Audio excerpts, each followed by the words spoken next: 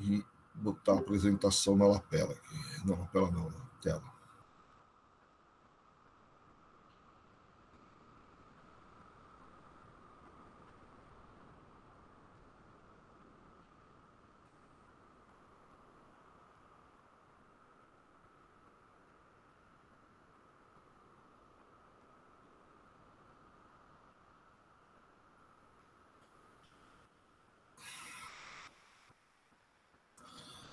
Então vamos lá.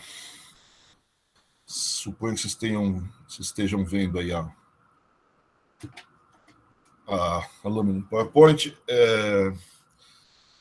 Essa seria a nossa, então, 7ª aula, certo? Ainda uma aula em torno do milagre,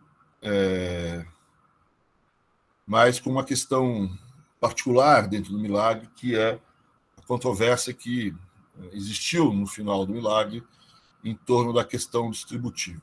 Né? Só para vocês, então, se situarem, a gente tinha dado 2 aulas, né? A 5ª aula foi ao vivo com vocês, sobre a primeira aula do milagre, depois a 6ª aula foi a aula que eu deixei gravada, que eu dei no ESSEC, e eu deixei uma 6ª aula A, vamos dizer assim, uma 6ª aula linha, também gravado sobre uma parte do milagre, que é a questão da política agrícola ou da modernização agrícola que acontece nesse ano. E o que eu queria terminar, então, essa parte do milagre, para a gente, na próxima aula, já ir para o próximo governo, para o governo Geisel. Né? E eu queria terminar com justamente essa questão, essa controvérsia que aconteceu nesse período em torno da questão distributiva, né? Na questão da distribuição da renda nesse período. Né? E essa questão da distribuição da renda, certo? Na verdade, a controvérsia se dá em torno, principalmente, dos motivos pelo qual a gente vê a ocorrência de um processo de concentração de renda dentro ao longo dessa década de 60, em particular, né? Então, que pega um período importante aí do milagre. Então, a ideia aqui, certo, é que os dados que vão aparecer vão mostrar, praticamente sem sombra de dúvida, certo? Tem alguma discussão, mas sem muita sombra de dúvida, que há um processo de concentração de renda, né? De uma maneira geral. Os dados sobre os quais se discute muito são os dados de renda pessoal, de renda das famílias, depois eu volto a isso. Você tem, então, uma situação, esses dados vão sair em 1972 e são compilados a partir do censo demográfico que foi feito em 70, e os dados, enfim, eles começam a aparecer, os principais tabulações e principais análises começam a aparecer em 71 e 72. E essas tabulações, principalmente uma feita a partir de um trabalho feito pelo professor Carlos Langoni, mostra essa concentração da renda no Brasil nesse período, e isso teve um impacto importante do ponto de vista político, né? E aí a discussão sobre os porquês dessa concentração de renda é que são alvo de uma certa discussão, né? Mas o fato, né, da concentração de renda, mesmo não sendo discutível, certo? Cria uma situação não é muito simples para o governo naquele momento, né? O governo Médici, que é o governo daquele período, ele assim, se enchia um pouco de ufanismo naquele momento, né? O Brasil não só tinha levado a Jules Rimet para casa, ganho a 3ª Copa do Mundo ali, em 1970, e mais, né? Economicamente, você crescia com taxas enormes, né? Taxa de crescimento do PIB, mesmo do PIB per capita, era bastante grande, né? E se usava muito essa retomada do crescimento, esse crescimento em níveis bem acima do crescimento da economia mundial, de certa forma, para justificar o golpe militar e para, de certa forma, louvar e exaltar o próprio regime. Né? E aí, quando sai o dado de concentração de renda, né, você, vamos dizer assim, põe uma espécie de uma pedra no sapato dessa louvação, dessa exaltação aí do período. Né? Então, há baixa um pouco a bola aí do pessoal do discurso. Né? Existe aí, de um lado, certo? Vamos dizer assim, um engasgar por parte do governo, né, de como vou justificar. Tem até uma frase que doeu muito aí nos ouvidos do governo na época, que é uma frase do então presidente do Banco Mundial, se não me engano, chamado Roberto McNamara. Ele dizia que o Brasil era um país interessante, um país interessante, cresce como nunca, certo? Cresce muito, certo? Pena que a sua população não se aproveita, né? Então, chamando a atenção um pouco dessa não distribuição dos ganhos do crescimento de maneira mais equalitária. Isso, de alguma maneira, não só pegou um pouco aí no ego do governo, certo? Mas, por outro lado, também a importância dessa questão é que isso deu, de certa forma, também novos argumentos para a oposição. Né? A oposição, a gente está aqui em 73, mais ou menos, 72, 73, né? Uma parte da discussão vai crescer ao longo de 73, 74, e é um período onde, vamos dizer assim, você está no auge, vamos dizer assim, mais duro da ditadura, né? Onde, principalmente, os confrontos, vamos chamar assim, de militares, não sei se é a palavra correta, de certo, mas os confrontos, né, uma certa luta armada que existiu no Brasil, tiveram o seu ápice e, de certa forma, com uma derrota da oposição, né, e assim, a ditadura e os militares, vamos dizer, impondo a sua maneira de ver, maneira de fazer as coisas para cima da sociedade brasileira, e justificando, então, que, na verdade, era uma maneira correta, dado que o crescimento, etc. Né? E essa mesma oposição, certo? Depois de, talvez, abandonar um pouco um confronto mais frontal em relação à ditadura, ela resolve partir para uma outra estratégia, certo? Que é, vamos dizer assim, uma estratégia mais ligada à questão da justiça, certo? Da justiça, inclusive em termos políticos, em termos de direitos, em termos de cerceamento de liberdade, cerceamento de poder de expressão, etc. Né? Então, uma boa parte da oposição vão tentar reconstruir determinadas associações, como a Associação de Imprensa, a OAB, a associação, até a própria UNE, né, e que tinham. Então, essas associações, de uma maneira ou de outra, né, certo? Começando um discurso talvez um pouco diferente, né, e um discurso muito associado a essas questões dos direitos civis e dos direitos políticos, né, e acusando muito daquilo que acontecia, vamos dizer assim, nas cadeias ou dentro das com os círculos presos políticos, enfim, com a tortura, tendo toda essa manifestação mais complicada. Né? E aí, acusações a isso e o pedido de volta a determinados direitos civis, a direitos de liberdade, inclusive em relação à imprensa, etc. E essa questão, então, da oposição ligada à justiça, certo? Quer dizer, você tem aí agora uma questão econômica que cai como uma luva para a oposição, certo? Que é uma questão de uma justiça agora do lado econômico. Né? Se é verdade, e é inegável, certo? Que o Brasil crescia de uma maneira forte, certo? Passava também a ser uma verdade, certo? Quer dizer, que havia uma certa injustiça na distribuição dos ganhos desse crescimento, né?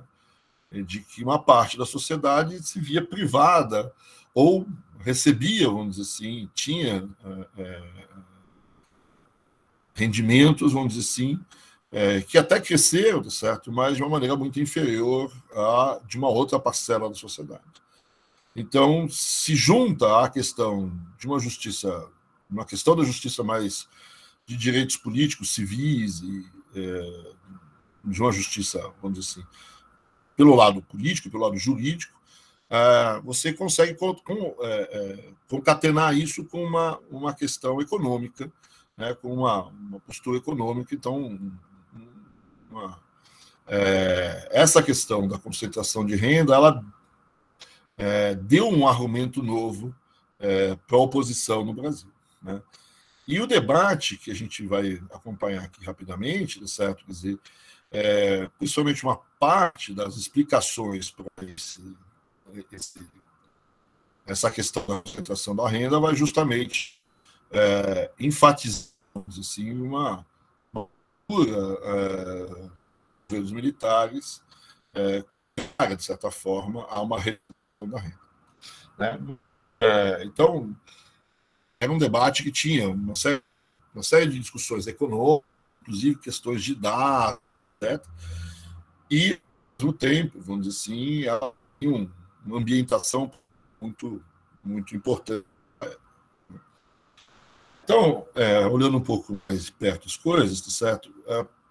O que acontece, como eu disse, em 72, um cara chamado Langoni, ele analisa os dados do censo que foi feito em 1970 e publica alguns trabalhos, né, publica em vários lugares. Na verdade, esse foi um trabalho encomendado pelo próprio governo, né? O Delfim encomenda uma pesquisa.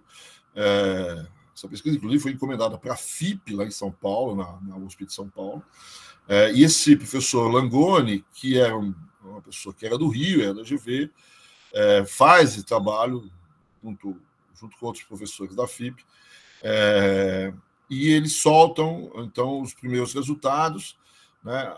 Havia uma série de questões, eu não vou entrar, se vocês quiserem, eu posso deixar os livros do Langoni, etc., para ver, mas, né, você não conseguia tirar diretamente os dados do censo e começar a fazer tabulações. Teve que fazer uma série de maquiagem não, a palavra não é boa, certo? Uma série de tratamentos, vamos dizer assim, para os dados, para eles poderem ser utilizados, e também uma série de tratamentos com uma outra série de dados que vou mostrar daqui a pouquinho, que é a comparação com a distribuição da renda em 60, a partir dos dados de 60. Né? Então, tem uma série de questões. Hoje, normalmente, esses livros do eles são... O professor Langoni, há poucos meses atrás, mas os livros dele um pouco, assim, livros interessantes sobre discussão de renda, etc. E tem aí uma certa habilidade na utilização dos dados, uma controvérsia em torno deles. Então, hoje, algumas desses dados, vamos dizer, trabalho em cima desses dados, apresenta esse tipo de distribuição, né? Isso aqui é uma distribuição atual da renda, onde você faz uma espécie de uma paper, certo? Você toda a população brasileira, né? E do mais pobre para o mais rico, vai, vamos dizer assim, tendo a participação da renda dessa população, né? Então, o que eu tenho aqui é dizer que os 10% mais pobres, né, que são os 10 menos aí na tabela, detinham no Brasil, em 1970, 1,11% da renda. Enquanto que os 10% mais ricos, né, que é o último aí elemento, detinham 47,79%, 47,8% da renda. Né? E aí você tem os decídios do meio, né, os 10% segundos mais pobres, certo? Né, 2,5%. Se você somar esses dois percentis, você vai ter o percentual dos 20% mais pobres, né? Dá 2 mais 11, daí 3,16% da renda está na mão dos 20% mais pobres da sociedade. Se você pegar os 20% mais ricos, basta somar as outras duas, aí os 10 mais ricos, com os 10 que vem imediatamente antes, né? Você vai chegar aí a alguma coisa em torno de 52%, 53% da renda. E aí todas as faixas aí de renda, né? Então essa é uma distribuição pessoal de renda, uma forma de você ver, você pode fazer percentis, você pode fazer decis, percentis aqui, você pode fazer os 1%, você pode fazer do jeito que você quiser aí, certo? Né? Você, como eu disse, você faz uma espécie de uma parada de pena, né, que é onde vem um estatístico de inglês, certo? E ele, né, você põe as pessoas em fila, né, de acordo com algum critério, nesse caso o critério da renda, e você tem então a distribuição dessas rendas. Então, a distribuição pessoal, isso é uma coisa interessante, porque nessa época, no Brasil, você não tinha nenhum dado como esse, né? É a primeira vez que aparece esse tipo de dados. No Brasil, se trabalhava muito com alguma distribuição mais funcional da renda e não pessoal da renda, né? A distribuição funcional da renda está dividir a renda entre a renda do trabalho, a renda do capital, a renda da terra, né? Uma distribuição, vamos dizer assim, se a gente puder usar o Davi Ricardo como economista clássico, ou até uma distribuição setorial de renda, quer dizer, né, o capital também, seguindo os tratamentos do CALEC, então, uma distribuição calequiana de renda, então, aquilo para o setor agrícola, aquilo que foi para o industrial, aquilo que o setor de bens de capital mais sofisticado, enfim, as distribuições. A distribuição eu posso certo, mas se eu não me engano, então o Langoni foi o primeiro a esse tipo de dados, isso para 70 e refaz também para os anos 60. E aí, quando ele faz essas duas distribuições, a gente vê a pior, né? Mas só para a gente terminar aqui essa questão da distribuição pessoal, com a distribuição pessoal, então aqui você tem também, eu posso calcular os 5% mais ricos, o 1% mais rico, né, da renda. Então, os 1% mais ricos têm 14,57% da renda total, né? Então, 1% da população tem, vamos dizer assim, 14,5% da renda, e 99% da população tem, vamos dizer assim, o que sobra aí em relação aos 14%. Então, essa é um pouco a distribuição, né? E aí você tem aquilo que eu estava fazendo antes, a distribuição acumulada, que é uma possibilidade, né? Os 10 mais pobres, os 20 mais pobres, os 30 mais pobres, 40 mais pobres, até os 90 mais pobres. Então, né, 90% da população tem 52% da renda, né? Quer dizer, e os 10 mais ricos, então, tem 47% da renda. Com esse tipo de dado, principalmente com essas faixas acumuladas, eu não sei até onde vocês já estudaram isso em contabilidade social ou em alguma outra matéria, mas você consegue calcular um dos indicadores que as pessoas podem usar vários tipos de indicadores para fazer a conta da distribuição de renda, né? E um dos indicadores são o índice de Gini, né? O índice de Gini ele é calculado a partir das chamadas curvas de Lorenz. E as curvas de Lorenz são a colocação dessa distribuição acumulada de renda, aí, né, da distribuição à sua direita, aí, certo? Num gráfico como o que está aí, certo? Então, você pega, né, 10% mais pobres, certo? Você tem, né, então 1,11% da renda. Quando você chegar nos 20% mais pobres, né, ele vai estar ali em alguma coisa próximos dos 3%, 3,16%, e aí você vai construindo essa linha amarela aí, certo? Quer dizer, né? Então, os 90 está em 52 e alguma coisa, 100% mais, 100% da renda, 100% das pessoas tem 100% da renda, né? Essa é a curva de Lorenz a partir dos dados renda do Brasil, isso de 1970. E eu posso comparar essa curva, certo, com uma curva, vamos supor, que a distribuição de renda no Brasil tivesse sido perfeita. Então, o que é a distribuição perfeita de renda, certo? Onde não tem pobre, não tem rico, certo? Todo mundo tem a mesma renda. Se todo mundo tem a mesma renda, os 20% tecnicamente mais pobres têm 20% da renda, os 40% têm 40% da renda, os 100% têm 100% da renda, óbvio, certo? Quer dizer, sempre vai ter lá em cima, certo? Mas 90% mais pobre da população tem 90% da renda, né? Então, cada 1% da população tem 1% da renda, você tem uma reta aí, certo? Que vai do zero até o 100 e 100, certo? Vai do 0,0 até o 100 e 100. Então, essa seria uma distribuição de renda perfeita, eu estaria nessa linha vermelha aí, certo? Mas eu estou nessa linha amarela, né? Essa linha é a curva da distribuição de renda brasileira em 1970, né? Quando eu calculo o chamado índice de Gini, certo? Quer dizer, o que é o índice de Gini?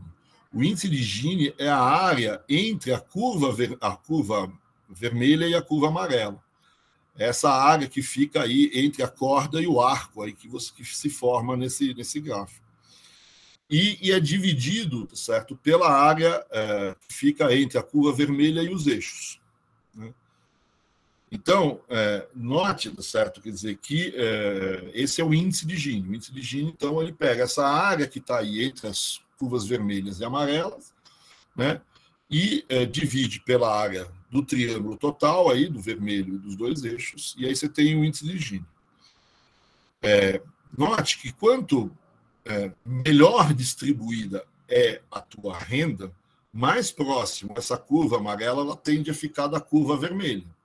Portanto, menor é a área que fica entre a linha vermelha e a linha amarela, né? Então, estou dizendo o seguinte, quanto melhor é a distribuição de renda, mais próxima a curva amarela fica da curva vermelha, né? E aí, nesse sentido, essa área que fica entre essas duas fica menor. Então, o índice de Gini, né, no limite, vamos dizer assim, né, se a curva amarela é igual à curva vermelha, essa área é zero, dividido pelo área, você tem um índice de Gini que é de zero. E a pior distribuição de renda possível, certo, é 99,99%, vamos dizer assim, terem zero da renda e apenas uma pessoa ter toda a renda, né? Como é que seria essa curva amarela nesse caso aí? Ela seria exatamente os eixos, né? Então, é uma curva que vem em cima do eixo horizontal, porque é zero, né? 10% tem zero da renda, 20% tem zero da renda, 30% tem zero da renda, até o último númerozinho ali, 99,99999, certo? Fica em cima da linha horizontal, certo? E o último elemento fica, então, em cima da linha vertical, que vai do 100 até o 100, até o topo ali em cima. Então, você teria exatamente os eixos. Nesse caso, né, a minha área entre a linha amarela e a linha vermelha é exatamente o triângulo que fica entre a linha vermelha e os eixos, né?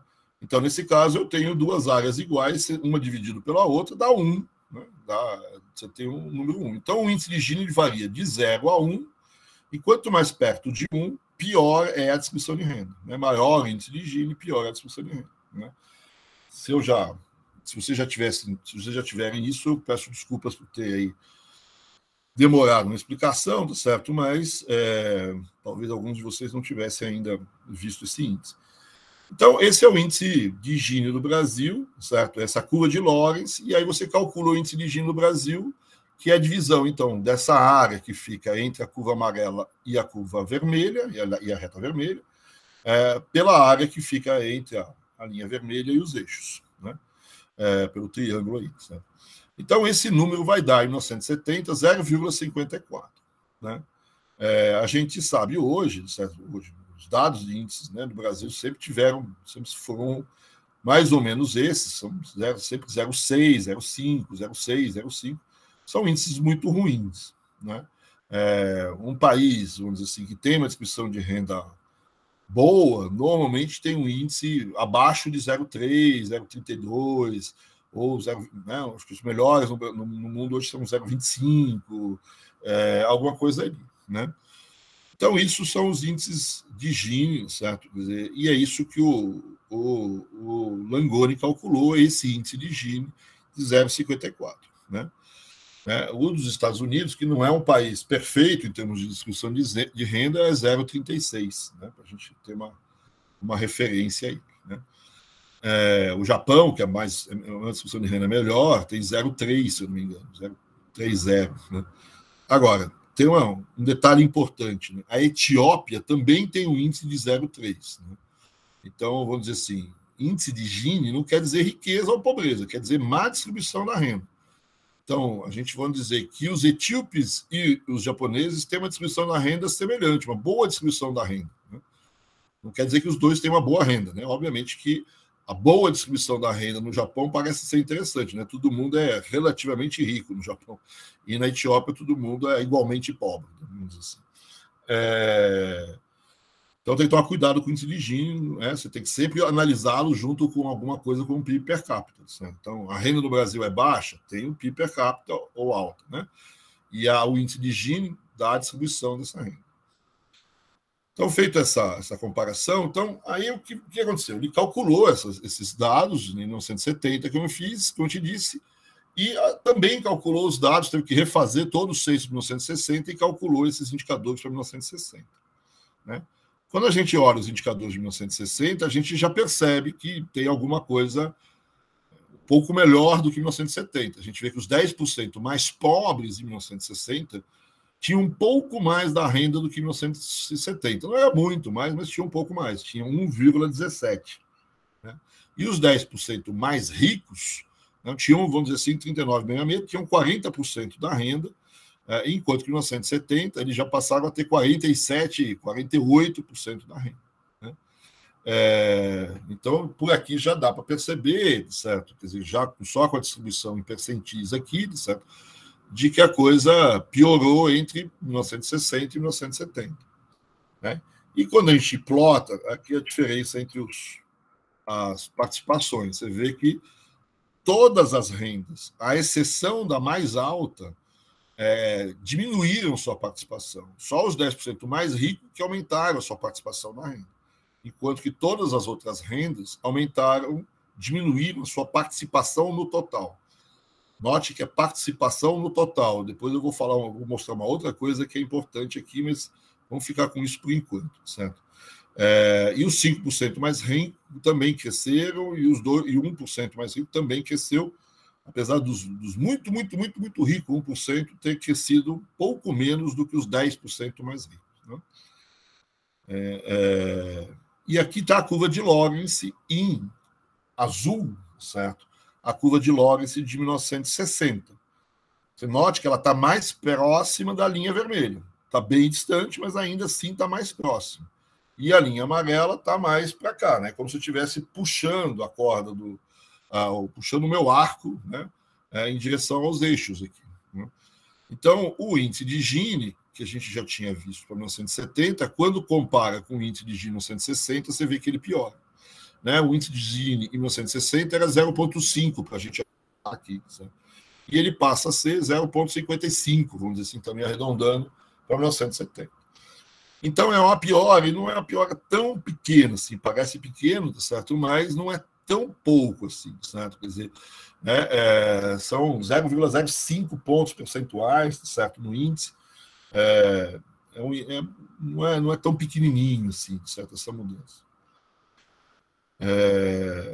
Então, essa é a constatação. É isso que o Langoni constatou e a gente começa a olhar.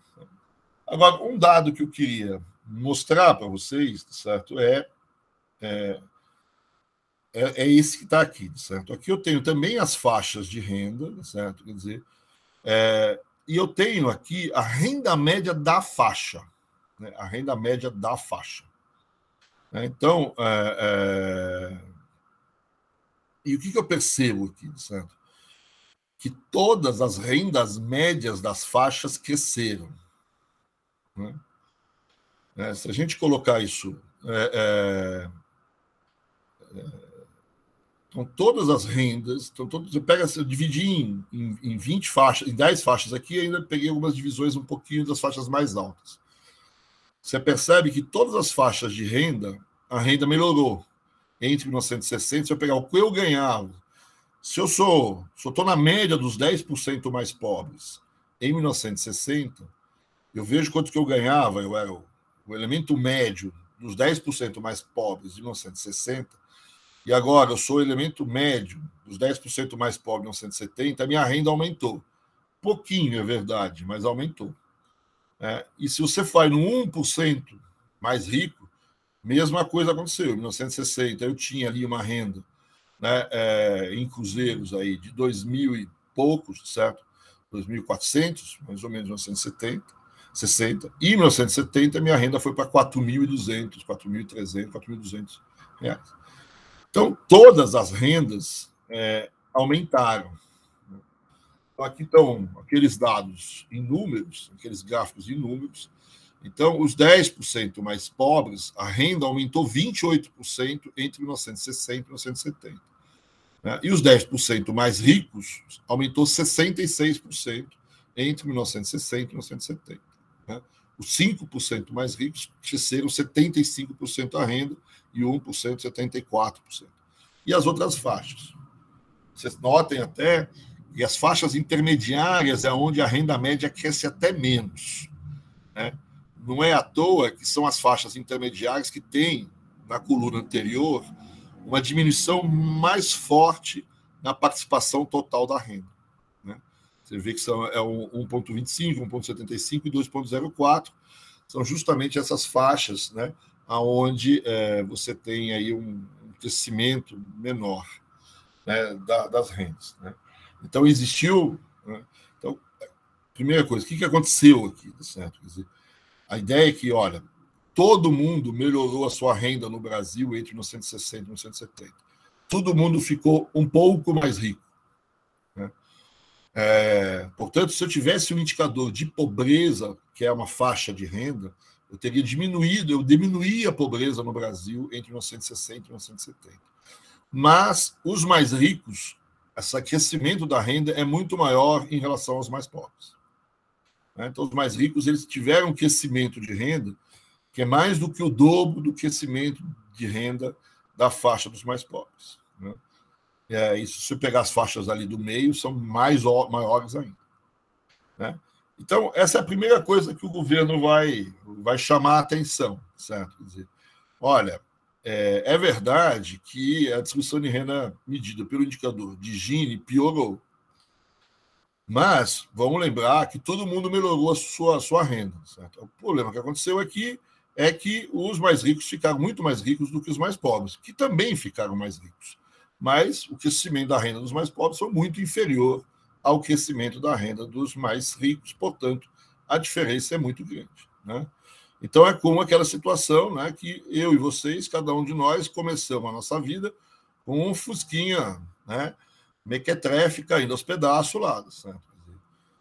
5 anos depois, ou 10 anos depois, vocês já estão tudo com uns Ferrari vermelhos, umas Camaro amarela e tal, e eu estou com uma Brasília também amarela, aquela cor de creme. Né?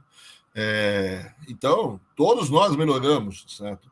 Eu saí do Fusquinha e fui parar numa Brasília, né, pé de guerra também, mas melhorei, certo?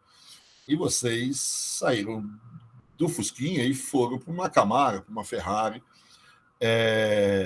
Então, a distribuição da renda entre nós dois, muito piorou. Né? A renda relativa, vocês e eu, piorou. É isso que mede a distribuição, é isso que mede o índice de Gini. Apesar de todos termos ficado mais ricos, né, a distribuição de renda é uma espécie de um medidor de inveja. Certo? E eu, antes eu não invejava vocês porque vocês tinham um carro, uma Brasília, vocês tinham também um Fusquinha, tá tudo bem. Mas agora vocês com Ferrari, pô, sacanagem. Certo? Quer dizer, eu que devia ter trabalhado mais, etc. Aí começa a discussão de por que isso aconteceu. Tá? Mas essa é a primeira coisa que o governo vai tentar segurar na discussão. Falar, olha, é verdade que há uma piora na distribuição, mas se eu pegar a distribuição pessoal da renda e olhar a renda de cada pessoa, né, eu vou dizer que todas as rendas, praticamente todas as pessoas, isso há um aumento. Né? Quando você pega, por exemplo, no Brasil, se eu pusesse aí anos 80, anos 90, certo? Quer dizer, Eu continuo tendo queda no índice de Gini, certo? Mas, por exemplo, nos anos 80, essa última coluna que eu coloquei agora, crescimento da renda real média, eu tenho negativa para todos os itens, a não ser o último, a não ser o 10% mais. Né? Então, todos esses percentis, todos é negativo. Nos 10% mais, é positivo. Né? Se você olhar a década de 2000, né, 2000 até 2010, pega lá, né, quando você tem uma melhoria do índice de Gini, todas também são positivas, que nem está aí. Só que é o inverso. O que acontece? Né? As rendas dos mais pobres crescem a uma taxa superior ao dos mais ricos.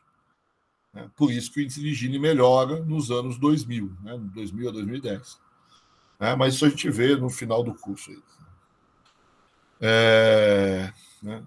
Então, a gente tem, se a gente quiser, pode ser uma boa ideia a gente olhar o seguinte: na média da renda das pessoas no Brasil, eu pegar o PIB per capita como representante dessa média, a renda média no Brasil nesses anos 60 cresceu 37%. Né? E você vai ver aí, comparado, os 10% mais pobres, eles cresceram menos do que o PIB per capita. A renda média dessas pessoas cresceu, mas menos do que o PIB per capita. Né? E os mais ricos cresceu bem mais do que o PIB per capita. Né? Aí, no caso, só os 10% mais ricos cresceram acima do PIB per capita. Então, o Brasil todo cresceu, na média, 37%. Né? Os mais pobres cresceram 28%. Né? Então, eles cresceram abaixo da média brasileira. Né? Então, é isso que está acontecendo aqui. Né? As rendas crescem, com piora na distribuição, as rendas dos mais ricos cresceram mais do que as dos mais pobres, e existe uma queda. Na pobreza, se eu tivesse medido, né? Mas eu tenho a situação, então, que os mais ricos crescem mais rapidamente que os mais pobres, ou mais fortemente que os mais pobres. Tá? Então, esses são os dados que o Langoni apresenta logo de cara, e a primeira reação já do governo é essa: olha, a distribuição piorou, não tem como negar, mas a pobreza não. Né? Porque os mais pobres melhoraram as suas rendas, e normalmente os indicadores de pobreza são linhas de rendas fixas. Né? Aí tem outras linhas que podem mudar um pouco, mas aí é outra discussão sobre pobreza, eu não vou entrar nela agora. Se vocês quiserem, depois a gente pode conversar. Então, esses são... Aí começa uma discussão. Tem uma discussão sobre os dados, né? E principalmente sobre os ajustamentos estatísticos que foram necessários para os dados serem feitos. Né? Não vou entrar nessa discussão, isso é uma coisa de econometria, aí, de quem quer se especializar em distribuição de renda e tal. Tem vários lugares onde você pode ver isso, certo? Mas tem algumas brigas em torno desses ajustamentos, tem algumas discussões de um pessoal que vai dizer que o Langoni tem certos dados que não são acessíveis a muita gente, então a gente não consegue reproduzir os dados do Langoni. Agora, mesmo com algumas questões de dificuldade de você reproduzir, certo? Essas questões, todas as outras tentativas de refazer os dados, etc., mostram que você tem um pior distribuição de renda. Essas conclusões que a gente viu até agora, nenhum ajuste, nenhuma mudança de dados deixa de ter as duas conclusões que a gente piorou, e os mais ricos cresceram mais do que os mais pobres. O que vai mudar um pouco é aquela descrição nas faixas, e você pode talvez calcular um índice de Gini maior, mais duro, né? Ou seja, a distribuição de renda no Brasil é pior do que é calculado pelo Langoni, a piora foi maior, pode ter alguma coisa nesse sentido, mas que é ruim e piorou, todo mundo tem a mesma coisa. Né? Tem uma outra crítica que foi importante e que não conseguiu se resolver muito na época, mas que hoje em dia se resolveu um pouco. Né? E essa é uma discussão que foi resolvida hoje em dia, certo? Quer dizer, mas é uma discussão que também veio para os dias de hoje, a partir dos dados de hoje. Né? Qual é o debate? Né? Esses dados, como eu disse, que foram utilizados aqui pelo Langoni, certo? vem do censo, né, que foi feito, né, naquela época, foi certinho, 60, 70, né? Então, pegou-se os dados, etc. E aí existe uma discussão, né, sobre até que ponto esses dados captam corretamente a renda das pessoas, né, das famílias. Então, o censo, assim como depois vão ser utilizados no Brasil para calcular o índice de Gini, as chamadas PNADs, né, que é o IBGE que calcula, então, tanto os censos como as PNADs são censos de famílias. Né? Você vai. São pesquisas de domicílios, né? Pesquisas domiciliares. Então, você vai no domicílio da pessoa. Então, a tua informação básica é uma renda domiciliar, né? Uma renda, então, de um domicílio que você normalmente associa a uma família, né? E é uma declaração das pessoas, certo? Que você, né? Obviamente, o cara do IBGE olha, eu não ganho nem R$2 por mês aqui, aí sua casa é linda, certo? Cheia tem 8 televisões, não sei o quê, talvez ele possa, né, fazer alguma anotação dizendo que aquele número não está correto, certo? Não sei se entre vocês aí tem pessoas que trabalham, que já trabalharam no IBGE, né, ou que vão, inclusive, estão sendo treinados para fazer o censo, talvez no ano que vem.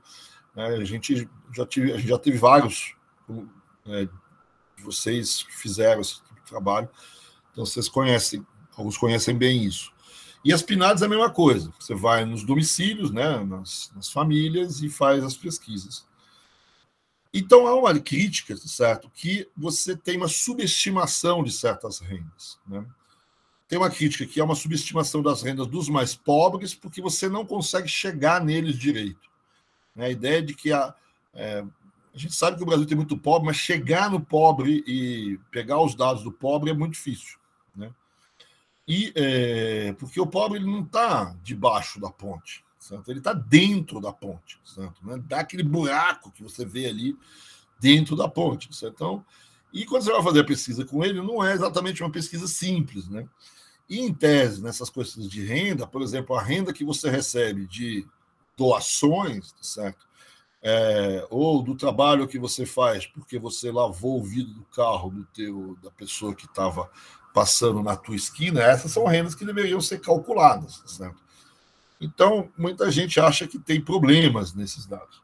Mas muito mais gente ainda acha que tem problemas nas rendas dos mais ricos, né? Normalmente você assume a ideia de que 80%, 90% da renda, principalmente dos mais ricos, vem da renda do trabalho, da renda que você tem, por exemplo, na carteira, da renda que você recebe como salário, né? Então, mesmo assim, a alta cúpula das empresas, você tem lá o dono da empresa, o gestor principal da empresa, ele tem um salário, sabe? Agora, ele tem uma série de outros benefícios que ele simplesmente não declara, ou ele esquece de declarar na hora do censo, né? E tem, muitas vezes, inclusive, o próprio dono da empresa ali, ou sei lá, algumas pessoas que têm parte das suas rendas que vem, vamos dizer assim, dos dividendos, que vem das aplicações financeiras, que você tem. Então, essas outras rendas, vamos dizer assim, essas rendas das aplicações financeiras, as rendas que vêm dos pagamentos das ações, dos dividendos que te pagam, certo? Enfim, todas as outras rendas, que a gente chama de rendas do capital, de uma maneira geral, certo? Talvez equivocadamente, mas a hipótese é que elas estão subestimadas nessas declarações de renda. A hipótese é que o cara do censo até tenta pegar essa renda, tem até perguntas, mas as pessoas normalmente não sabem, não esquecem, né? Mesmo uma pessoa, você chega lá e fala, e aí, qual é a tua renda? Eu ganho tanto por mês, certo? Tá legal. Aí você esqueceu, certo? Que você, né, tem não sei quantas aplicações financeiras que te deram tanto de dinheiro, e essa renda você não declarou, né? Então tem uma série aí de rendas que não são declaradas. Então já houve, então, nessa época dos anos 70, uma crítica de que talvez tenha uma subestimação, principalmente dos mais ricos, né, de como está isso. E essa foi uma crítica muito forte nos anos 2000 aqui no Brasil.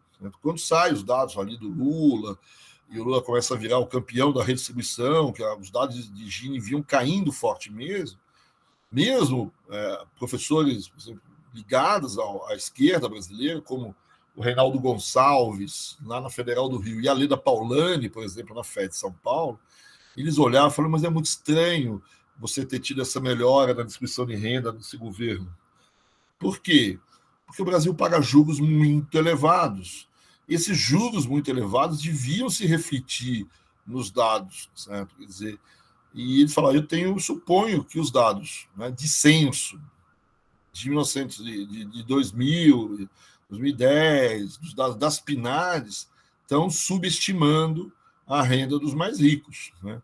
E, nesse caso, no ano de 2000, nessa década de 2000, subestimar a renda dos mais ricos poderia inverter, vamos dizer assim, se você calculasse direito, inverter essa ideia, essa tendência que existiu nos anos 2000 de queda do índice de Gini, portanto, de melhora da distribuição de renda, né?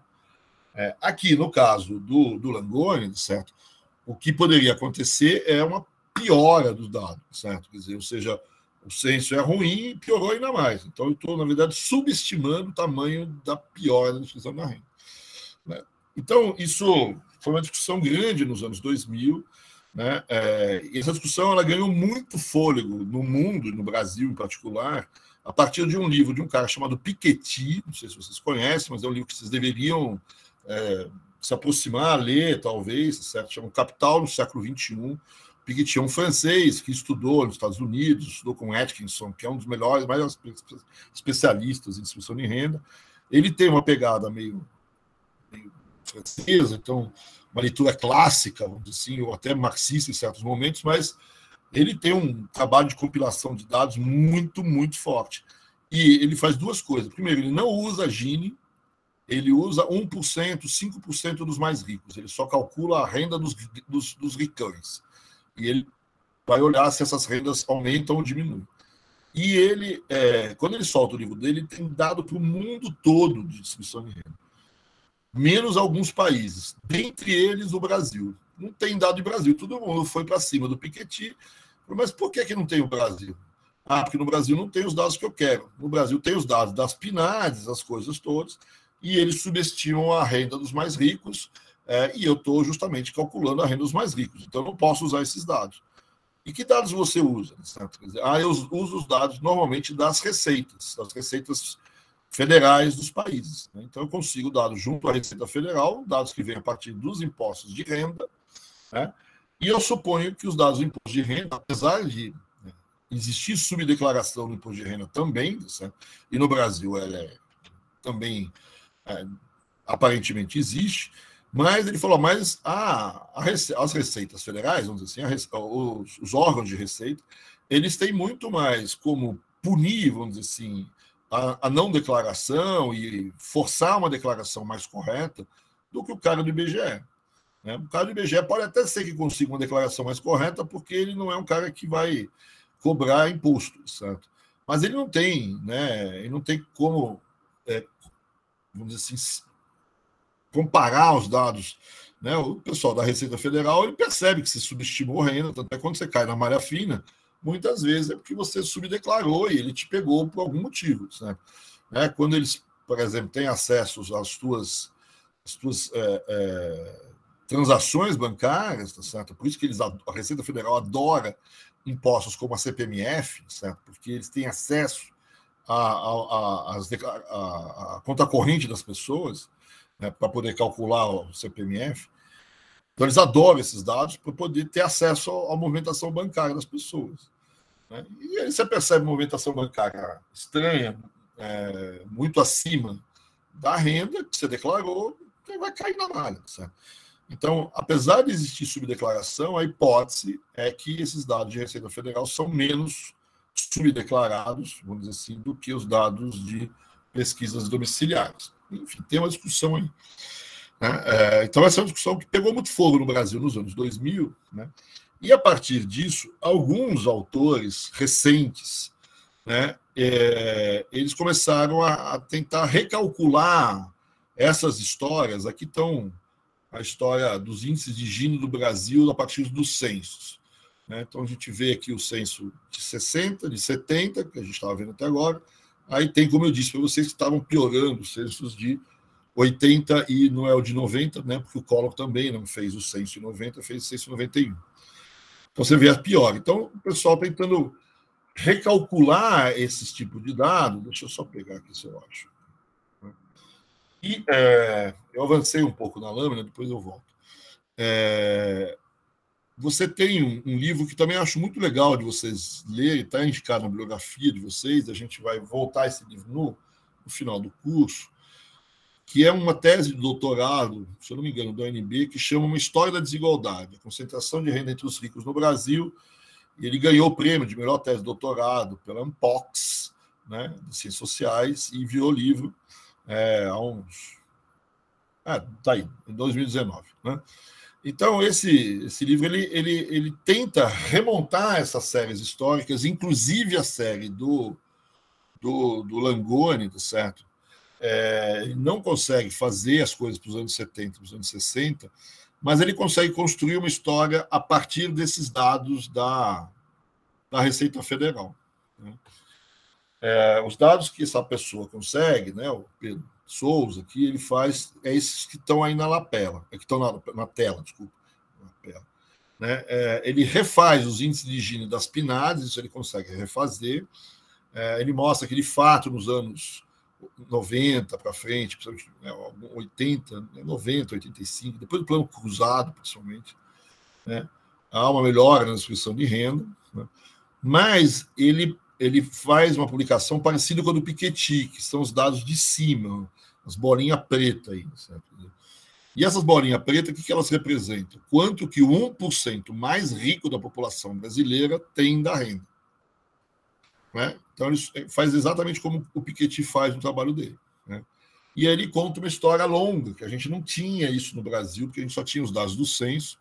Ele pega os dados desde a criação do imposto de renda, a criação do imposto de renda no Brasil em 1920, não? Então ele vem desde 26 até quando ele tinha dado, 2013, na época, e ele refaz essa participação do 1% mais rico e propõe uma nova história. Só que ia chamar a atenção aqui, se você olhar os dados entre 1960 e 1970, que é o período que a gente está olhando aqui. Você vê como essas bolinhas pretas vão subindo. Né? Então, 1% da população tinha ali, em 1960, alguma coisa como 17% da renda nos dados dele, né? Em 1960. E se eu for olhar em 1970, esses dados vão estar por volta de 26%. Então, sai de alguma coisa em torno de 17,5%, 18%, para alguma coisa em torno de 26%, 27%. Né? Então, na verdade, com esse, só confirma aquilo que eu estava dizendo anteriormente. Né? Há uma crítica sobre os dados, sobre a subestimação dos dados a partir dessas pesquisas, mas no caso dos anos 60 e 70, essa crítica vai só no sentido de não inverter a conclusão, certo? Mas reforçar a conclusão. Ou seja, de dizer que, na verdade, efetivamente a distribuição da renda piorou. Né? E esses dados confirmam isso, é isso que eu queria mostrar para vocês. E chamar a atenção aí desse livro, que eu acho que vale a pena dar uma olhada nesses dois livros aí, um mais para a história geral, certo? E outro, mais para a história do Brasil, que vale a pena dar uma olhada. Então, esse aqui um pouco, então... Aí, então, há uma discussão sobre dados, que a gente já chamou a atenção aqui, certo? Quer dizer, né, e esses dados dessa evolução toda feita a partir dos censos é um pouco questionada, né? Os dados a partir das PNADs também são questionados, né? E tem essa tentativa agora de reconstruir esses dados todos. Né? Então, mas, do ponto de vista dos anos 70, não muda muito a conclusão. Piorou a distribuição da renda, seja ser medido só 1% com dados de imposto de renda ou não, né? Seja ser medido pelo índice de Gini com os dados de censo, de pesquisas familiares. Tá? Só um detalhe, talvez eu me esqueça, certo? O que aquele trabalho que eu mostrei para vocês agora muda é que a gente não tinha dado nenhum antes de 1960. E ele mostrou uma coisa que é meio controversa na literatura, que entre a Segunda Guerra Mundial e 1960, a distribuição da renda melhorou no Brasil, que é uma discussão que não sei se você chegava a fazer em outro curso, né, mas tradicionalmente a gente não dizia isso. Bom, vão de volta para o milagre. Então, essa foi um problema com os dados. Aí a questão agora é da explicação, certo? Quer dizer, por que houve esse problema da distribuição de renda? E aí que você vai ter uma controvérsia entre uma visão clássica, que é a do Carlos Langoni, também do José Júlio Sena, do Carlos Castelo Branco, de várias outras explicações, vários outros autores. A explicação, e virou a explicação do governo, virou a explicação oficial, que tem base em teorias do capital humano, certo? E vão dizer que a piora na distribuição de renda foi uma consequência de um crescimento acelerado, e esse crescimento acelerado tem problemas de desequilíbrios dos mercados. Né? Você não consegue crescer 13% ao ano de maneira bem equilibrada, bem organizada. E um dos mercados desequilibrados é o mercado de trabalho. Né? E há um desequilíbrio no mercado de trabalho entre oferta e demanda de vários tipos de trabalho, principalmente oferta e demanda de mão de obra qualificada. E fica um pouco essa explicação. Eu vou voltar a ela.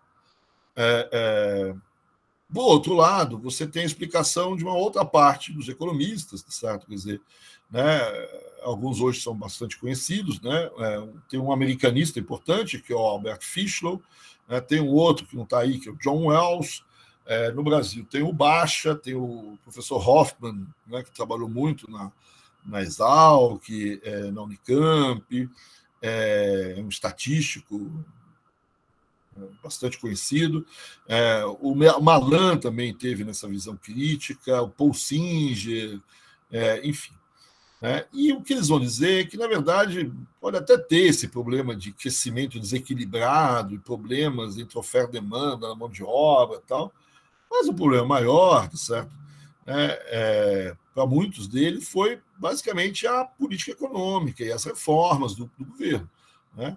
Essa pior distribuição de renda é culpa da política econômica que foi adotada, que é uma política econômica que não buscou um viés distributivo. Certo? Quer dizer, essa visão crítica, muitos deles, alguns deles, não tem nada contra um modelo de capital humano, outros não, outros são contrários, eles não gostam desses modelos.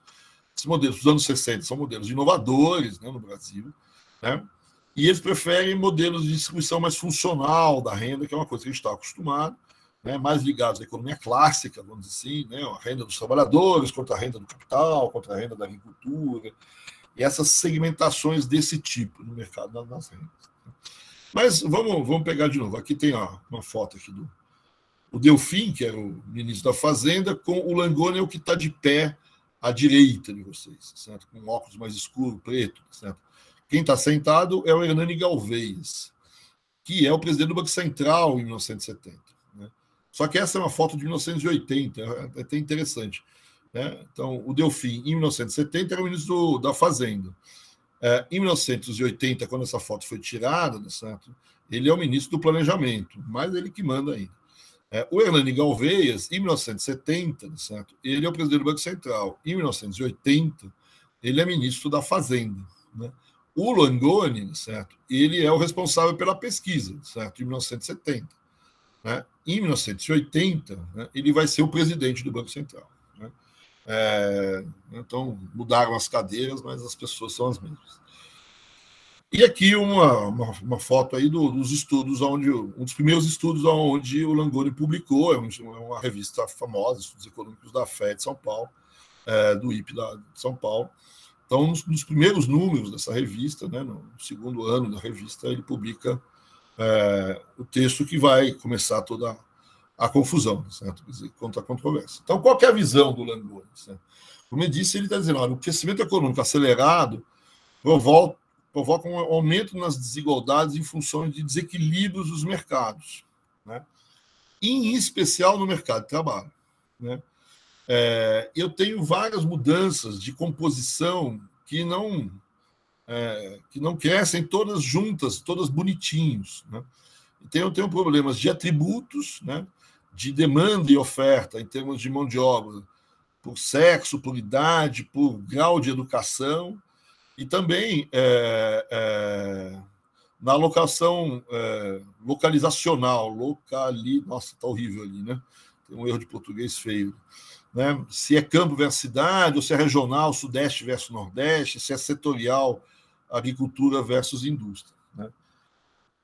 Isso é muito conhecido como efeito Kuznets. Né? O Kuznets é que usava muito essa ideia, certo, de que o crescimento econômico vem atrelado com a distribuição num formato de U, certo? Quer dizer, de U invertido, na verdade.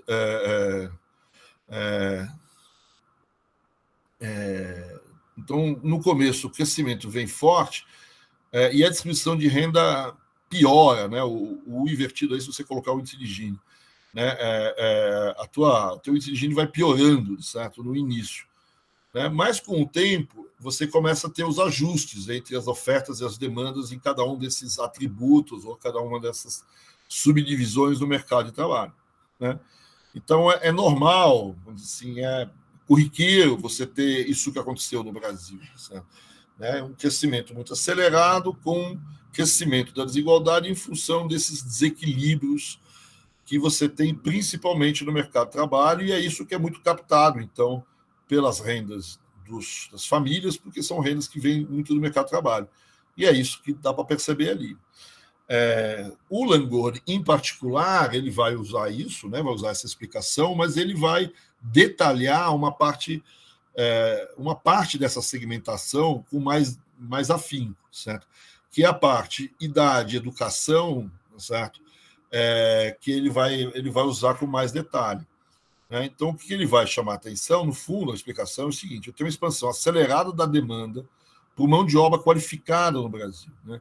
Eu estou fazendo um crescimento em cima de setores que são tecnologicamente relativamente avançados, né? E que exigem uma mão de obra qualificada. Então, eu tenho uma demanda por mão de obra qualificada que cresce de uma maneira relativamente forte, mas a oferta de mão de obra qualificada, ela, pelo menos no curto prazo, não se mostrou um crescimento do mesmo nível. Né? Há uma certa inelasticidade no curto prazo dessa oferta, certo? Quer dizer, o que faz um esgarçamento, principalmente no leque salarial. Né? Então, os salários daquele pessoal que tem uma idade maior, acompanhado principalmente de um nível educacional maior, de um volume de anos de estudos, ou de participar de grupos de educação superiores, ou colegial também, né, superior principalmente, certo? Mas você vai ter um aumento muito grande da renda dessas pessoas. Né? Enquanto que o pessoal que tem pouca qualificação e pouca idade também, certo? Quer dizer, o crescimento da demanda por mão de obra dessas pessoas não teve efeito, né, sobre os salários, porque a oferta é muito grande. Você ainda continua com a migração para São Paulo, para o Rio de Janeiro, então, até amplia. Né? Então, eu tenho uma oferta abundante de mão de obra não qualificada, né? E uma demanda abundante de mão de obra qualificada sem oferta. Né? Isso vamos dizer assim, esgarçou, né? Fez o leque salarial se ampliar. Né? Os mais baixos, né? Talvez as rendas mais baixas, talvez como a gente viu, não perderam renda, mas não cresceu também por conta de uma oferta muito grande dessa mão de obra não qualificada. Né? E mesmo que tivesse havido um aumento da demanda da mão de obra qualificada, ela não cresce, os salários não crescem, porque a oferta é muito grande. Né? E, por outro lado, há um aumento aí relativamente grande da demanda por uma mão de obra qualificada, e a oferta, mesmo que tenha reagido, reagiu muito pouco. Né? Então, ele pega essa parte, vamos dizer assim, que também o Kuznets também chama atenção, sabe? Né? E chama, e fala, essa é a explicação principal dele. Né? E note que dentro dessa curva de Kuznets, nesse efeito de Kuznets, né, a curva ela tende a ser um U ou um U invertido, depende de se você usa índice de Gini ou alguma coisa diferente. Né?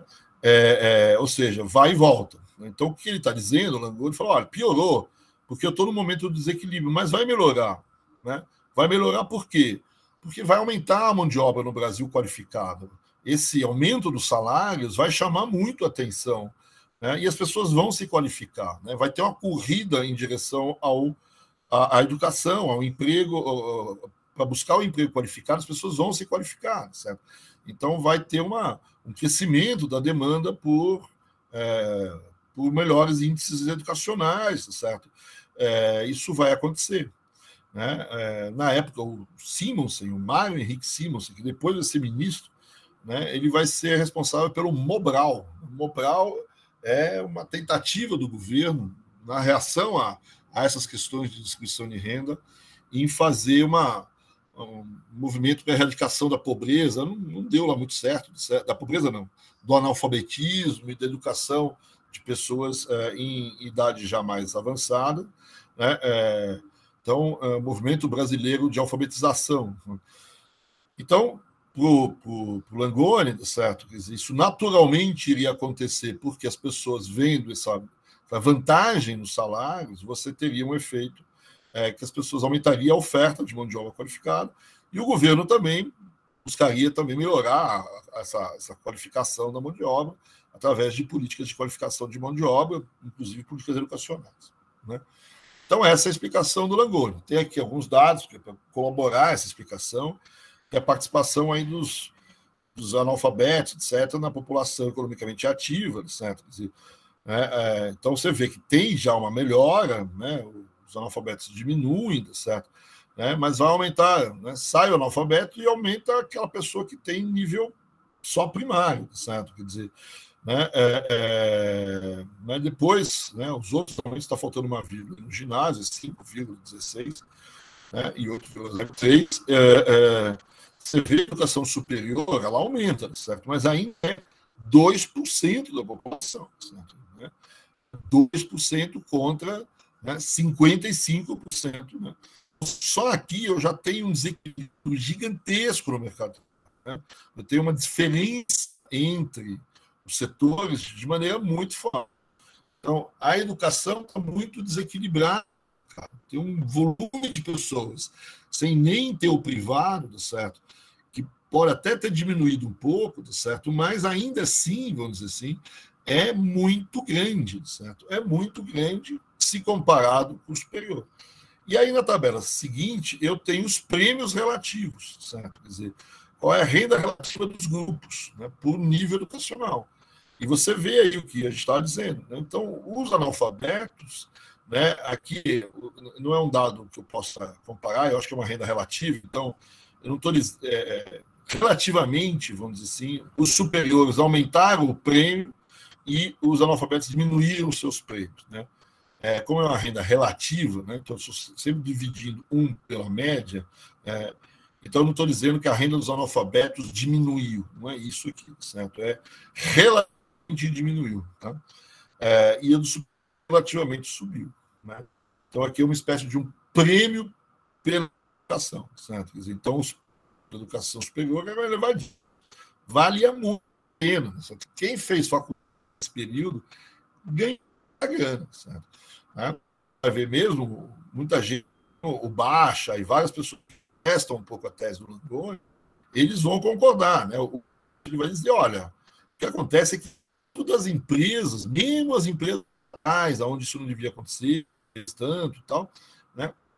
Que salarial ficou muito maior, né? Os mais ricos, de nível de gerência, o pessoal que tem faculdade, vamos dizer assim, que está trabalhando, ganha muitas vezes mais em relação ao cara que está no chão da empresa. Certo? Quer dizer, mas isso também acontece na Alemanha, nos Estados Unidos, etc. É verdade, mas não tantas vezes quanto no Brasil.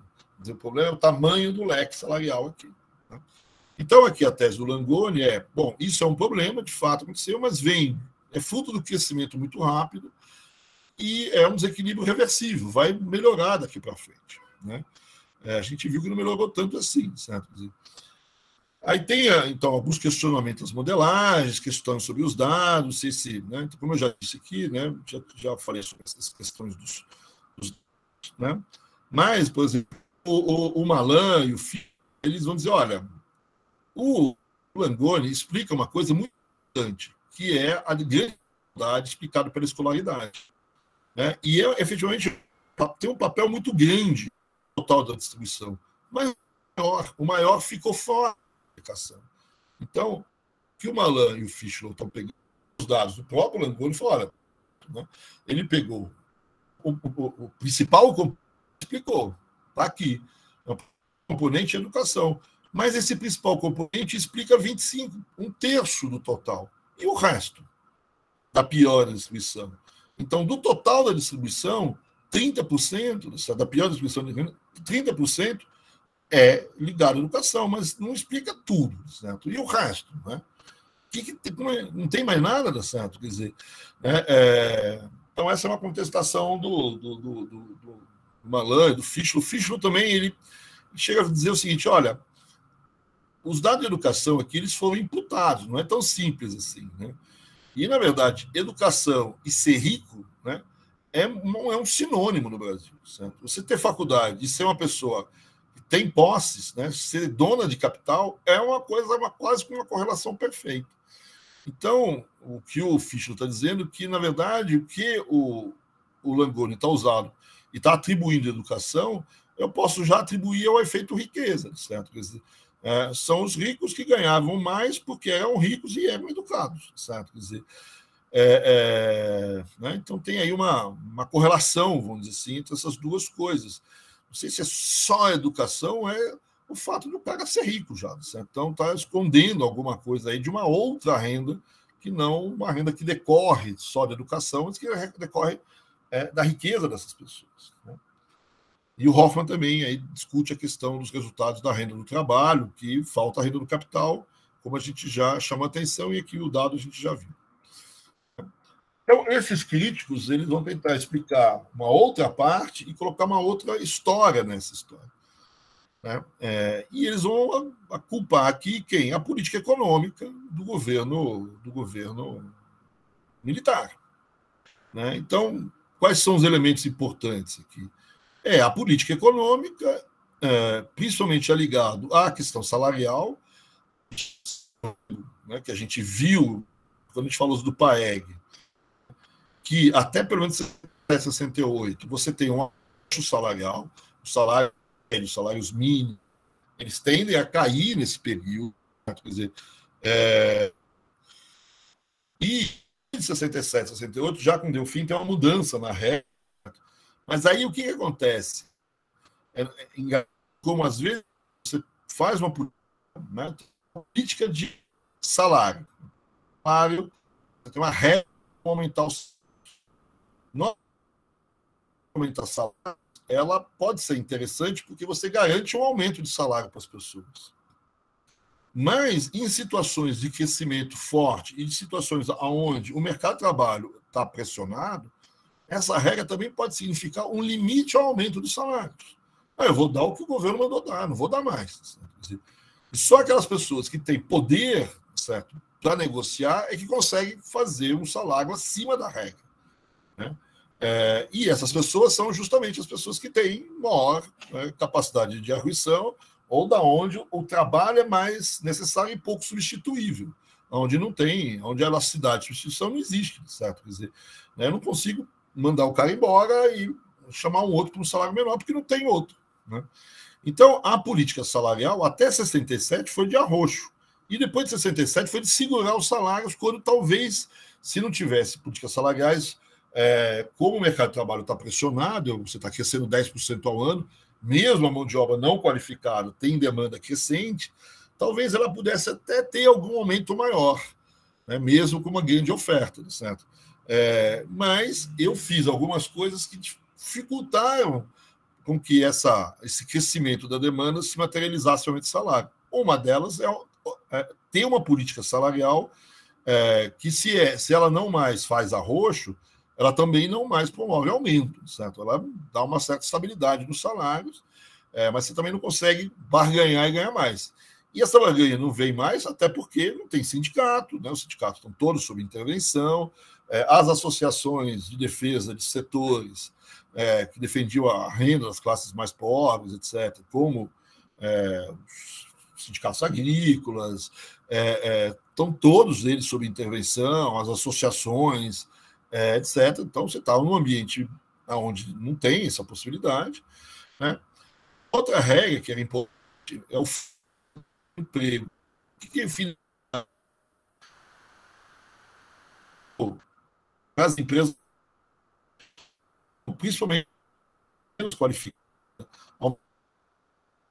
então a possibilidade de se aproximar, vamos dizer assim, dessa grande oferta e não aumentar o salário, né? Da nova regra que te permite mandar facilidade, então a rotatividade naqueles onde tem uma demanda crescente, mas também oferta grande, né? Isso também inibe um salário maior, assim como a política salarial, né? Por outro lado, né? Então, de um lado você culpa, vamos dizer assim, a política salarial, a repressão aos sindicatos, etc., né? E, de outro lado, você critica de uma maneira geral, vamos dizer assim, a política econômica, principalmente a que foi implementada ali durante o PAEG, as reformas. Então, a gente viu, vocês viram comigo, a reforma tributária, né, que é muito forte em cima de impostos indiretos, e isso é uma forma de diminuir a renda dos mais pobres de maneira mais do que proporcional em relação aos mais ricos, né, porque o pobre gasta toda a renda, se toda a renda que ele gasta, todo o consumo dele tem imposto, né, e se a poupança dos mais ricos não tem imposto, ele tem, vamos dizer assim, em termos de proporção, vamos dizer assim, um pedaço maior da sua renda que é tomado pelos impostos. Então, os impostos indiretos tendem a ser regressivos, como a gente viu na aula anterior, e os incentivos fiscais que existiram nessa reforma tributária de 67, né, também diminui aquela parte do imposto que é progressivo, que é o imposto de renda. O imposto de renda normalmente é progressivo, até porque tem outras alíquotas, etc. Agora, essa progressividade dos impostos indiretos, dos impostos diretos, ela vai ser muito diminuída, certo? Em função, vamos dizer assim, desses incentivos fiscais, né?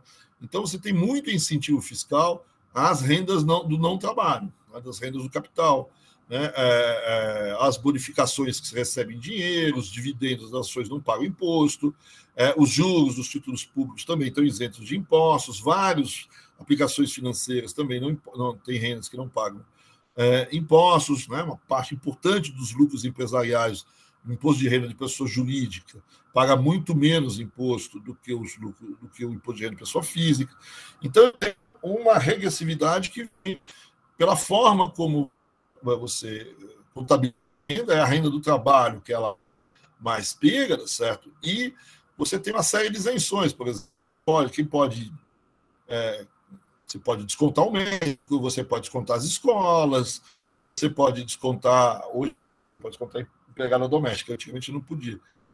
Então, esses descontos, na verdade, diminuem a progressividade, né? E já que o resto é extremamente agressivo, então, uma parte da distribuição de renda ser ruim tem o sistema tributário brasileiro implementado em 64. Né? A reforma fiscal também, porque ela dá renda assim, aos poupadores no Brasil. Então, como normalmente os ricos poupadores, ou os detentores de capital, que são os poupadores, e esses caras passam a rentabilidade real dos ativos de maneira muito forte, né, com correção monetária, com taxas de juros. Então, além de eles estarem isentos de impostos, né, eles passam a ter uma renda real garantida, certo? Quer dizer, a caderneta de poupança, que vem até mais pobre, mas os pobres não têm grande poupança, certo? Né? A classe média que tem, classe média, média alta que tem, certo? Os poupadores, o grosso dos poupadores, certo? Passam a ter taxas de juros, no mínimo, reguladas pela poupança, certo? Quer dizer, ninguém aplica em título público se não pagar o que a poupança paga, certo? O que a poupança pagava na época, certo? Então, normalmente, todo mundo que tem grana, a partir da reforma financeira, que garantiu a rentabilidade real dos ativos, né, vai receber, vai ter aumento das suas rendas, certo? E quem não tem poupança, certo, não tem tem o contrário, porque não tem como se proteger muitas vezes da correção monetária, da inflação, etc. Então, a reforma financeira foi importante para aumentar a poupança no Brasil, para fazer crescimento, enfim, uma série de coisas. Não estou nem uma nem outra estou dizendo que ela é totalmente ruim, certo? Mas do ponto de vista da distribuição da renda, as duas reformas levam a uma regressividade do sistema, certo? Quer dizer, levam ao aumento da renda do capital, certo? E, por outro lado, uma diminuição dos impostos sobre esse tipo de renda. Né? Então é isso. Então, esses autores, normalmente, principalmente, eles vão usar muito essa questão da distribuição funcional, né? Trabalho contra capital, etc. Vai ser muito um pouco essas coisas. Mas eles vão culpar esse tipo de coisa. Né? Então, o problema aqui, né, é que esse governo é um governo que levou a uma distribuição de renda pior. Né? Não é culpa de um acaso que vai ser revertido daqui para frente. Não, são políticas deliberadas que todo mundo sabe que aconteceram. Né? Intervenções em sindicatos, reformas concentradoras de renda, etc. Tem mais alguns outros componentes que eu não vou entrar. Né? O Paul Singer, ele chama a atenção da forma como é feito o controle de preços. Né? O controle de preços ele é feito a partir de estruturas de custo das grandes empresas brasileiras, mas os preços valem para todos. Né? Então, as menores empresas, principalmente as empresas comerciais, né? Os comércios, né? Você pega uma grande empresa, né? Você faz ali um custo com uma escala gigantesca, certo? Que não é uma escala que uma pequena quitanda consegue. Então, né, nesse crescimento econômico, ele é um crescimento que foi muito também ligado às grandes empresas, enquanto que as pequenas e médias empresas tiveram mais dificuldade, né? Vagas quebraram, etc. Né? E mesmo isso no controle de preços do Delfim. Certo? Mesma coisa, certo? O Fernando Rezende vai apontar, certo? Para as políticas monetárias e creditícias. Certo? Quer dizer, né? O efeito dessa política, principalmente na época do Roberto Campos e do Bulhões, né, esse efeito de política monetária mais apertada no início do governo, né, ele não quebrou as empresas de maneira equitativa, certo? São as empresas menores que tiveram mais dificuldade. Né? Então, não é uma política de fomento também às pequenas e médias empresas, ou pequenos e médios negócios, certo? São os grandes negócios que foram beneficiados. Né? Tem uma questão específica também que o Boris Fausto chama atenção em relação à renda da terra, certo? Quer dizer, as rendas agrícolas, as rendas dos trabalhadores, certo? Isso vai ser completado com a questão do boia fria, né? A diferença de renda quando você era um trabalhador temporário, um trabalhador permanente, um trabalhador temporário. Né? Isso já vai começar a ter algum efeito, mas vai ter principalmente um efeito no próximo censo, no censo de 80. Essa questão do boia fria, certo? Quer dizer, vai pegar muito as rendas rurais, vamos dizer assim, a diminuição da renda do trabalho no campo vai ter um efeito importante na distribuição de renda dos anos 80, né, 70, 80. Mas, para algumas pessoas, isso já começa aqui. Certo? Então, tem várias outras coisas, mas, essencialmente, esse é o debate dessas pessoas. Certo? Olha, né, não é um troço... Né, só vai ser reversível se o governo mudar de posição. Né? Então, esse governo é injusto, certo? Quer dizer, não só porque a distribuição de renda piorou, certo? Mas porque essa distribuição de renda piorou por culpa dele. Certo? Quer dizer, né? Então, esse é o discurso que vai apresentar, né? E a discussão vai comer solta sobre essas duas coisas. Certo? Para a gente terminar a aula aqui, certo? Quer dizer, a última coisa é que tem uma discussão clássica nesse período, certo? Quer dizer, que é a frase, vamos dizer assim, sobre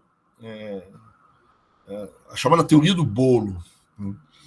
Teoria do bolo, certo? Quer dizer, ela é muito atribuída a Delfim, como está aí no desenho, certo? Primeiro o bolo cresce e depois a gente divide. Né? Então, em tese, o governo teria dito que a gente vai crescer primeiro, depois, quando o Brasil estiver grande, a gente redivide o crescimento, né, até para justificar isso. Certo? Quer dizer, eu cheguei a colocar isso no meu próprio livro, mas o Delfim disse que nunca disse isso, certo? Mas vários livros atribuem essa teoria do bolo ao Delfim. Ele jurou de pé junto que nunca teria dito isso. Ele até escreveu depois um texto na Carta Capital, um texto que ele se dirige ao primeiro-ministro da China, ou sei lá, um líder chinês lá, não lembro exatamente. E ele diz: olha, cuidado com você, chinês, vão te acusar da mesma coisa que me acusaram aqui, vão te acusar da teoria do bolo, que você quer que a China cresça primeiro e depois distribua a renda entre os chineses. Né? Mas eu nunca disse isso, etc. Né? Como Delfim disse que se a gente não tirasse isso do livro, ele ia dizer que o livro era ruim, apesar dele achar que o meu livro era um bom livro, certo? Quer dizer, então também não tirei, né, isso da boca dele, certo? Mas deixei no livro, né, de que havia, então, nesse período, não sei se foi o Delfim que disse, diz ele que não, mas havia uma discussão no governo de que essa ideia do bolo, certo? Primeiro, o Brasil ia aquecer, depois a gente vai dividir. Né? Isso, de certa forma, certo? Quer dizer, está ligado à própria ideia de Kuznets, né? Que tem essa curva em U. Né? Primeiro, cresce, distribuição de renda piora, e depois o crescimento continua, mas a distribuição de renda vai melhorar. Né? Então, essa teoria do bolo, se ela for olhada com certa calma, certo? Não precisa ser vista só com maldade, certo? Mas então existiria essa ideia de uma piora da distribuição e depois volta atrás. O problema é que no Brasil levou 40 anos para voltar atrás, certo? Quer dizer, a reversão do U só veio nos anos 90. Certo? Então, mas existia. O que efetivamente o Delfim diz, né, é que manter o crescimento era a melhor forma da gente ter uma oportunidade no futuro de redistribuir o dinheiro. Né? De que, obviamente, se a gente entrasse em recessão e diminuísse o crescimento, a nossa possibilidade de redistribuir a renda diminuiria. Né? Que é o que a gente vê nos anos 80, né? No Brasil com mais clareza. Né? Agora, para terminar, existe, ligado a essa ideia de teoria do bolo, uma ideia de funcionalidade. Né? Ou seja, de que é funcional. Né? O Kuznets ele olha essa distribuição em U mais como uma consequência, são dados que mostram isso, né? E vai buscar algumas explicações. Agora, existem algumas outras versões que veem uma funcionalidade na piora da distribuição, ou seja, piorar a distribuição de renda é bom para aumentar a renda, certo? Quer dizer, então é funcional para fazer isso. Por quê? Né? Porque pobre gasta e rico poupa. Então, você quer aumentar a poupança para aumentar os investimentos, funcionalmente é bom concentrar a renda. Né? Então, em situações, você pode ter ela como funcional. E essa é uma discussão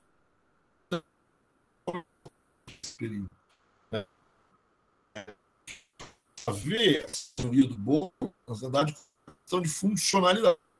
Né? A política econômica foi, de fato, uma política de não distribuição, né? De distribuição concentrada da renda para melhorar o crescimento econômico. Né? Aí se estabelece toda uma discussão, certo? Com Furtado, Conceição, José Serra, um monte de gente, certo? Quer dizer, sobre essa relação de qual é a relação entre distribuição e crescimento. E a gente tem várias teorias, justamente nesse momento, nos anos 70, certo? 60, 70, um crescimento de várias teorias neoclássicas, tentando fazer essa relação, vamos dizer assim, entre a funcionalidade de uma concentração de renda no início de um processo de crescimento econômico. Um pouco na linha do Kuznets, que acho que não chega a dar essa funcionalidade, ele vê isso mais como uma questão empírica, que é um pouco como, num primeiro momento, o Langoni também chamou a atenção, que é um problema de problemas do crescimento. Né? Aqui não, eu estou olhando isso como uma coisa, né, quase que não só funcional, como proposital. Né? Para crescer, eu precisei concentrar a renda. Certo? Quer dizer, né? Vamos lembrar que o Furtado, nos anos 60, dizia o contrário, que o Brasil continuar a crescer precisa distribuir a renda. Certo? Quer dizer, né? E aí tem um crescimento econômico gigantesco durante o milagre. Certo? E a distribuição de renda não vem. Então, aquela tese do Furtado, e aí? Não, realmente, acho que eu me enganei. Não precisava, de fato, não precisava distribuir a renda para crescer. Os militares mostraram que eu podia ter crescido e cresci, né, com redistribuição de renda. Né? E fizeram isso de propósito para algumas pessoas. Não estou dizendo que Furtado disse isso, certo? Mas que isso seria funcional, certo? Quer dizer, então esse resultado, que era ex post, vira uma meta ex ante, certo? Eu quis concentrar a renda para aumentar a poupança, para aumentar os investimentos, para aumentar a capacidade de consumo de bens mais sofisticados, bens com automóveis, etc., né, para aumentar a demanda por esses bens. Fiz isso, usei crédito e as coisas cresceram, né? Então, você aí começa a misturar a ideia do Langoni, que é uma explicação ex post, certo? E começa com as teses dos opositores, começa a aquecer a ideia de que você fez uma política, né? Então a culpa da distribuição de renda ruim é culpa da política econômica, e mais do que isso, não é só culpa, né? Ela foi vontade da política econômica, ela foi pressuposto, vamos dizer assim, eu quis não distribuir renda para aumentar a minha capacidade de crescimento, né? Então aí tem uma teoria um pouco mais complicada aí, né? Em relação a essa história. Mas é isso que eu queria chamar a atenção de vocês hoje, certo? Quer dizer, estou aqui bem no limite do tempo. Perguntar aí para vocês se está tudo bem, se vocês querem fazer questões, se vocês querem fazer pergunta. Eu vou até interromper a gravação aqui para deixar